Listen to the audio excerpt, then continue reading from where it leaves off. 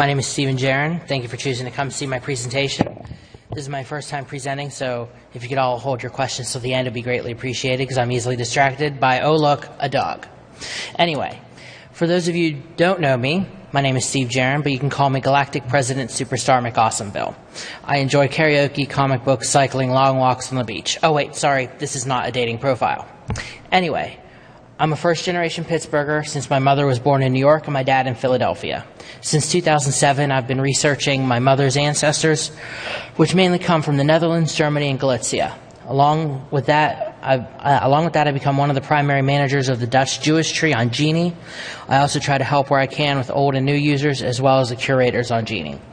I am also a member of a number of Facebook groups relating to Jewish genealogy. My father's ancestry, on the other hand, comes from non-Galicia, Ukraine, and Belarus. Though he works on his ancestors occasionally, I help him and have had some success. From time to time, I also help a few friends with their trees to help me not with areas that I'm not familiar with, both Jewish and non-Jewish. Let me begin with an introduction to the Kingdom of the Netherlands. The Kingdom of the Netherlands is made up of 4 countries: the Netherlands, Aruba, Curaçao, and Sint Maarten. Other countries at one time or another also made up the empire, kind of like the Galactic Empire in Star Wars, but not really. These included, but what were not limited to, Indonesia, South Africa, Belgium, Sri Lanka, Suriname, and Bermuda. As you can see from the map, the country of the Netherlands is made up of 12 provinces, with Amsterdam and Noord-Holland being the nation's capital. Each province also has its own capital. The Netherlands is bordered by Germany on the southeast and Belgium to the south. My maternal grandmother, was born in Tilburg in the province of Noord-Brabant, which is right there. And Tilburg is right there. Her ancestors, through 3/4 of her grandparents, came mainly from Amsterdam, Rotterdam, Leiden, Dordrecht, and Eindhoven. The 4th grandparent was born in the town of Duisburg, Germany, and her ancestors were from various towns in North Rhine-Westphalia. The story of my research begins with my maternal grandmother, Judith Pollock. That's her in the center right there. Through my grandmother's Dutch branches, I'm able to go back to about as far as 1500 that I can prove. Others have gotten my ancestry back to about as far as 1000, but I have not seen documentation to prove this.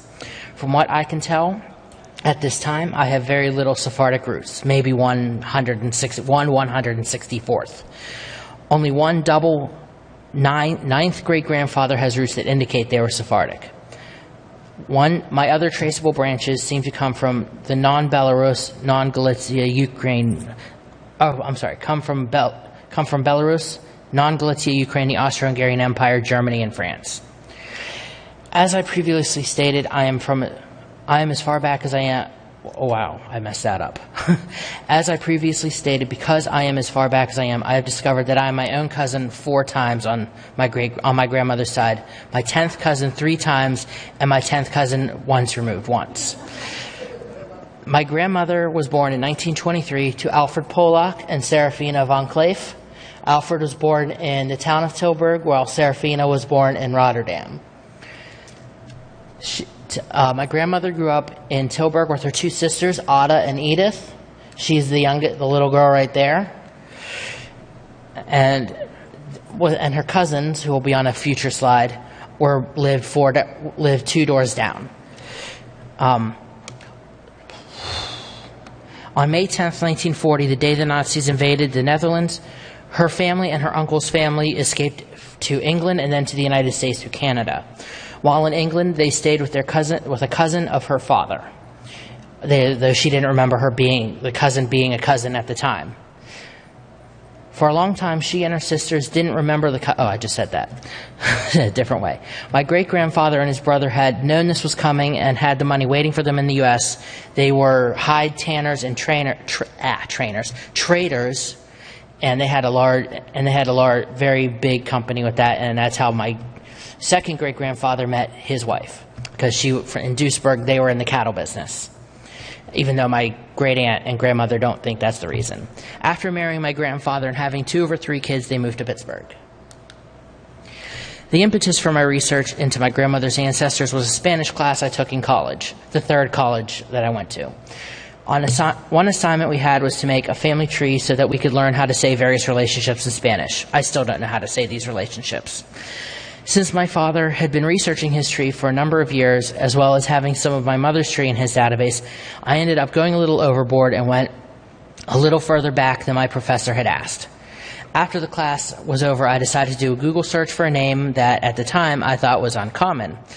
When I searched for the name Serafina de Jong, one of the first results at the time was from a site called DutchJewry.org, which is right there. That is Serafina's father, Jacob.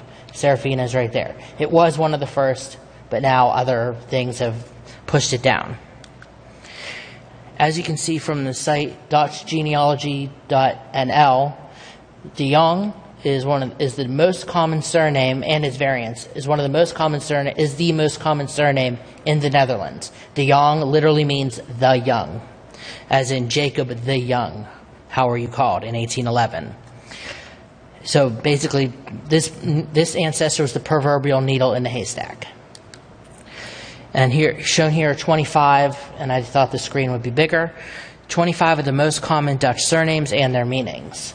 One of the more common surnames, which is not on here, is something like, because the Dutch did not think that surnames were going to last when Napoleon decreed that they had to have surnames. You'll see surnames such as Naked Geboren, which means born naked.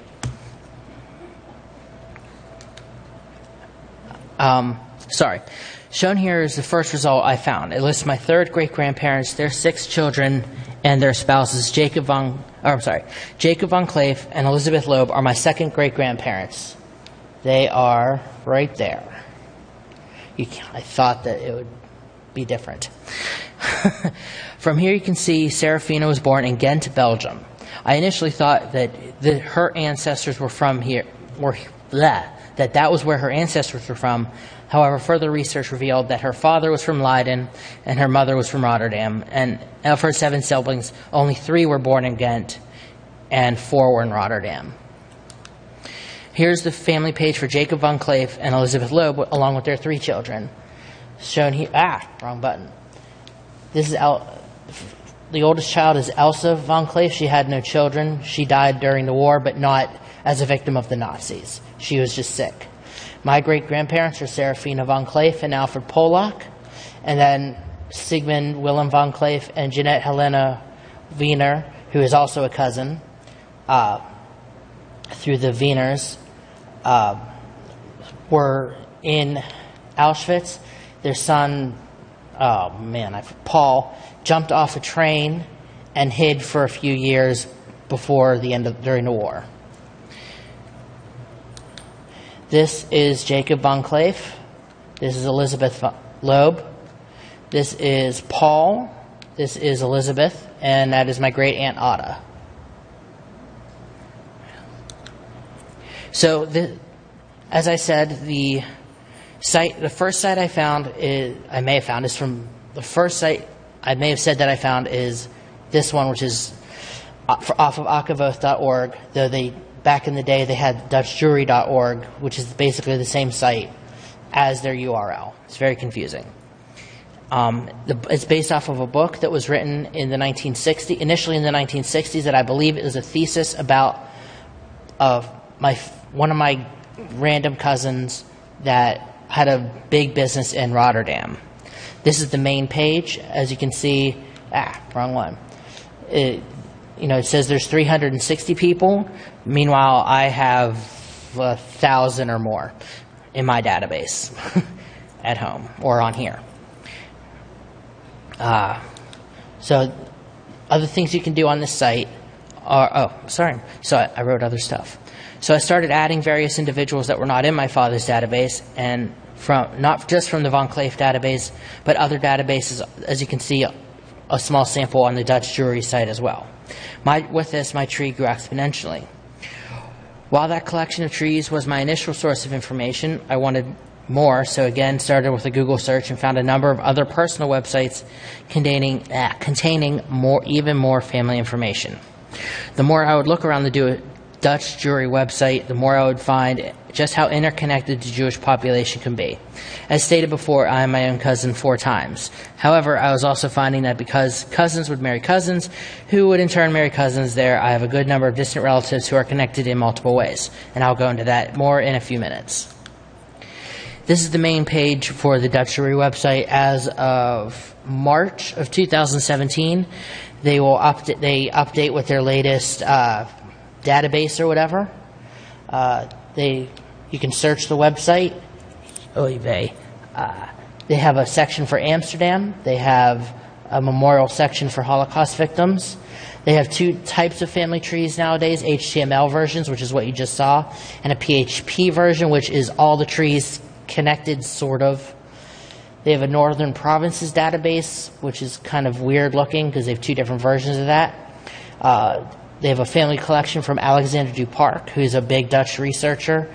He collects everybody. Then you have a collection from Sir Tagenbosch. I've never had to look at that, so I don't know what to tell you about that. Or Horn. They have a Utrecht memorial book that I've never looked at. Limburg, which is a big province, but I don't know a lot about it. Sorry. And other provinces, as you can see. The triptych, and I forget what that is.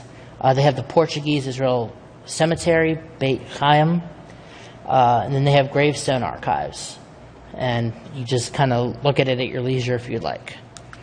This leads me to another site I've used that led me to greater expansion of my tree, Genie. I know while I recognize that there are varying opinions of Genie, not Jesus, this is not the time or place for such comments and concerns, but will gladly address them after the session is over, or while I was going to be at the Genie table, but I don't think I have time. Anyway, while using Genie, I found others researching the same ancestors and various cousin branches I was looking at. I was instantly attracted to the social networking aspect of the site, as well as the collaborative aspects of the tree. This is from a while ago. You can see some of my collaborators. Bjorn Brox, Peter Rohel, David Prenz is a Dutch collaborator. You can also see here, you can add pictures, and I'll add some other stuff. You'll see that I don't take care of my messages very well, or that I don't check my projects, that I have a couple merge issues. I have 4 requests that I ignore, and a bunch of discussions that I kind of follow but don't really follow. Wow. So I know there are a lot of people concerned about privacy. So this is what my profile looks like to someone not logged in. I'm not sure why you can see my father and my brother but not my mother. I forgot to ask them about that and change the image. But honestly, if you can, I personally want to be found. Because I'm a genealogist. Why wouldn't I want you to find me? And my dad is as well, like I said earlier. And I just forgot to take care of my brother. This is my profile if you are logged in, and if you are a collaborator or part of what's called my family group, or if you're just a close relative. As you can see, I live in the Greenfield neighborhood of Pittsburgh, Pennsylvania. My birthday, I'm the son of Michael Lewis Jaron and Edna Esther Ross. Well, Jaron, you can't see her maiden name. My brother is Ross. I was added by my second cousin. He was one of the first users of Genie. I think he's actually one of the original investors. I have to double check that. And as you can see, there's some statistics about my family. There's 1,857 people. I'm not sure how it calculates that because I'm sure my database is more. Sometimes it maxes out at 100,000 blood relatives. Now that number is incorrect. It's 519 direct ancestors. I have, according to that, 79 followers, but I'm following. When it says following, that means any profile I've added plus people like the gentleman in front. 3,829, I think it says. I am not a profile collector like some people. I've only added 7,700 and something. And I've invited 52, and I manage 7,300 and something. On Genie, you can join groups. Oh, no, I'm sorry. These are requests. I've requested to collaborate with a few people. Peter Rohel is Vienna. Mayer is, I forget what he was for. Roberto is a cousin of a cousin. And Joel is a cousin that I recently found through my German research. As you can see, Duisburg is a project I'm working on. And then you can join projects. One is the Dutch online Jewish databases, which you can see here. They have Shoah databases, Amsterdam, Sittard, Meppel, I can't pronounce that, and probably more below. And they have the International Dutch Portal. It's basically Randy Schoenberg doing portals for every aspect of everything you can possibly think of. Is where the Jewish genealogy portal kind of got its start, not just with Dutch, but with everything. Then there's site project for Dutch emigration, 1800 to 1950, which is part of what my grandmother is through. And then there's the Holocaust in the Netherlands, which is another project that I'm kind of, but not really involved in. I kind of just follow it because a great number of my close and distant relatives were murdered in the Holocaust. Then there's the Jood's Kinder Monument in Rotterdam, or the Jewish Children's Monument in Rotterdam. I have a number of cousins that are listed in here. I probably should have gotten a screenshot of them. I'll know for next time. While scouring the internet, I also came across various Dutch archive sites. This allowed me to verify what others had done, because honestly, Akavote is more of a secondary site, secondary and primary, so it's kind of good to verify what others have done. It's just in general, especially, I don't know, why not? While searching through these archives, I did find some additional information, but it also allowed me to, like I said, verify what others have done, even if they use the same sources, because it never hurts to go over your own work as well as others, because you never know what they may have missed or what they may have gotten wrong. This is the marriage record for, I did not write the notes, for Serafina de Jong, the person who was the impetus for all of this, to her husband Isaac van Cleef. Isaac's father was Tobias van Cleef, and the mother was Leentje Levison, though it's spelled wrong. And the father of Serafina was Jacob Simon de Jong, and her mother was Ruja Huisman.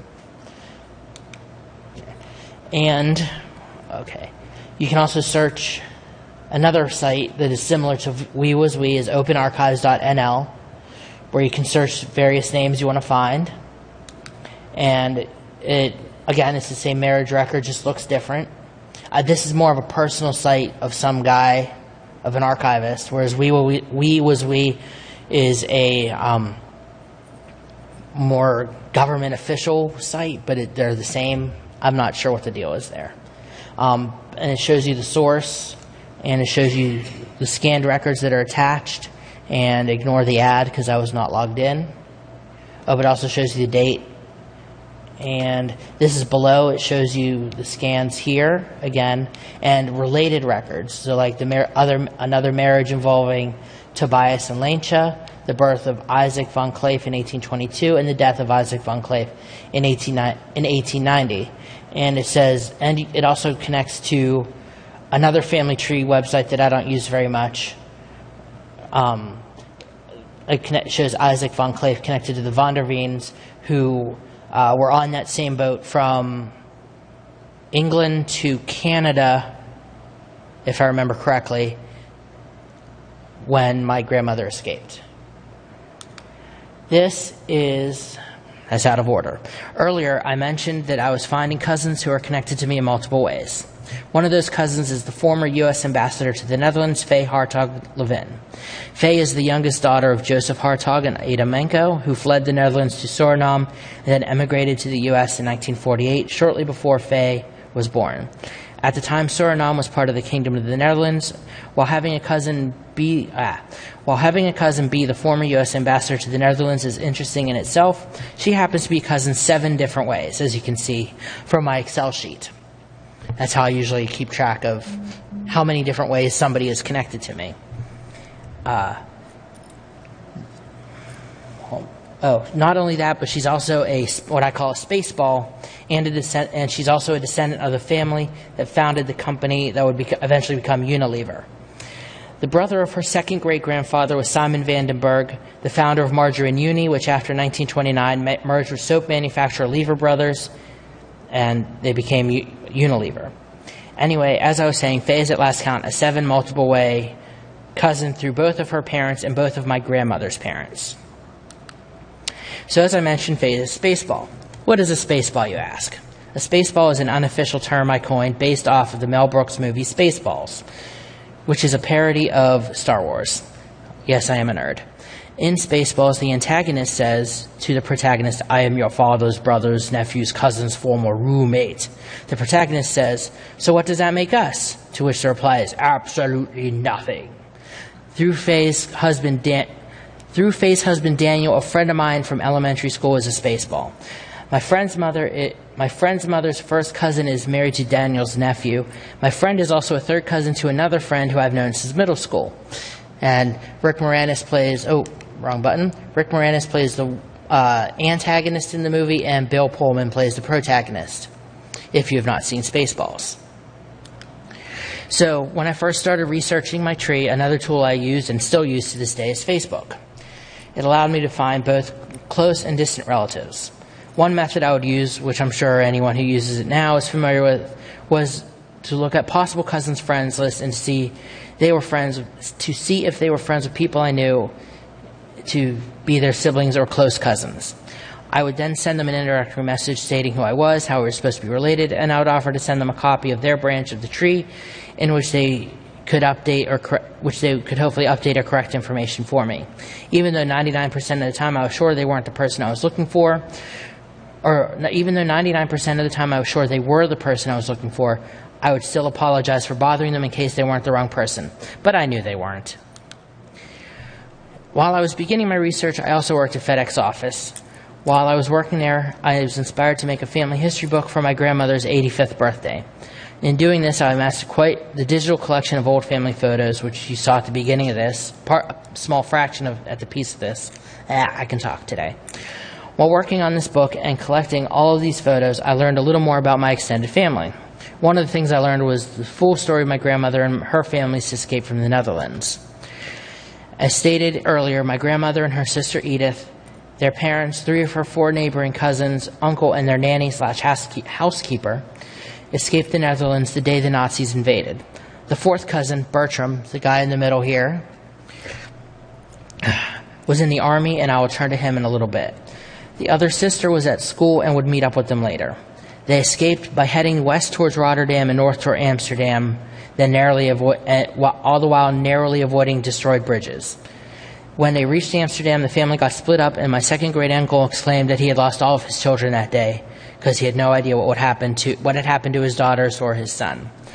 Since my great-grandfather and his brother were prepared for this, they had money waiting for them when they arrived in the U.S. through Canada. While on the boat from the Netherlands to England, by coincidence, a group of my grandmother's cousins, through their mother, were on the same boat. While in England, Max and Charlotte, the nanny housekeeper, married in New York, and in New York they had a daughter. Up until his death, Max worked to get his son passage to the U.S., but while in hiding, Bertram was betrayed and ended up being murdered in Auschwitz. As I showed you before, this is my great-grandfather, Alfred Polak. This is Serafina von Cleef. This is their father, Berend. He died in 29. This is Bertram as a child. That's my Uncle Max. I don't have a picture at the moment of Bertha or his first wife, or his first Charlotte or his first wife, Bertha.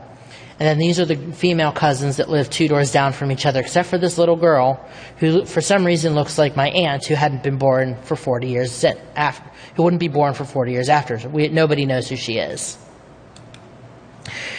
This leads me to my next source, the digital monument to the Jews for the Netherlands who were murdered in the Holocaust. This site allows all of the Dutch victims this site lists all of the Dutch victims and allows users to add to various individual profiles. You used to have the ability to create a profile for yourself and connect yourself to your relative and your relative to other relatives, but they recently changed their website and that functionality is no longer. In 2010, however, I had done that, and I started connecting various family members to each other and to myself, as well as adding facts where I could. When I got to the profile of my grandmother's cousin Bertram, I found that there was a message from someone whose name I did not recognize, looking for information on his family. So I sent the guy a message asking him who he was and what was his relation to Bertram. It turns out he was a history professor at Tilburg University, and he he had bought my second great uncle's house. Upon hearing the story of Bertram, he had wanted to learn more, and once he decided he wanted to and after he heard the story, he decided he wanted to memorialize him by installing a Stoppelstein in front of the house, but first needed to get permission from living relatives. So I put him in touch with Bertram's sister's son, the half-sister, my grandmother, and her sisters. After a few months of emails and pictures being exchanged, a ceremony was planned for April of 2011, where family members from the Netherlands, the U.S., and Israel came together to honor my grandmother's cousin. This is the Stoppelstein, where it says, Hier woonde Bertram Polak, geboren 1918, gearresteerd December 9, 1941. He went to Schwenningen camp, then Amersfoort. He was deported from 1942. Auschwitz, he died August 17th, 1942. This is my great-grandparents' house, where Alfred and Serafina raised their 3 daughters. The Canadians took it over when they liberated the Netherlands, but they eventually got it back through a lot of paperwork. It's a good thing my great-grandmother was a lawyer. This is my great-great-grandparents' house, and where the business was that they tanned hides, and is now a restaurant, or was a restaurant. But first, this is what the house looks like today, and this is the synagogue my great-grandfather went to. This is the restaurant we went to during that ceremony. It's called Deepak House. I think it meant the name had something to do with the business. It's very long, and I had to do 3 pictures. You can kind of see some family members standing in front. And this is us after dinner. You can of my generation, there's me. You can see me balding, and my second cousin Ronit. This is Max's daughter Connie, my mother, and her sister Naomi, and her first cousins Eliza and Lena. This is my grandmother, her sister Ada and Edith. A friend of the family, Johnny. Ada's husband, Alfred. This is the daughter of the oldest cousin, Florcha, and his wife. This is Connie's daughter. This is another first cousin. This is another first cousin of my great-grandparents, my grandmother, Yop. And this is a cousin on the other side of Bertram's family, where I'm not related to him, but that's Ralph. And there's Ed.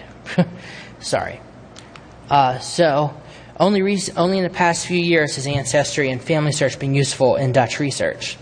When I first started, I only used it for immigration and census-related things related to my Dutch ancestry. Recently, as you can see, however, they've been adding Dutch resources, since that time, I've been able to attach those sources to my tree on Ancestry, such as my great-grandmother. Her birth record, she was born in September 7th, 1923 in Tilburg to Alfred Polak. Father's birthday was 7/11/1883. Mother was Serafina Reinette van Kleef. Her birthday was 1/8/1888, and it's in the registrar's office in Tilburg. And apparently that's the end. I ran way too short. So, does anyone have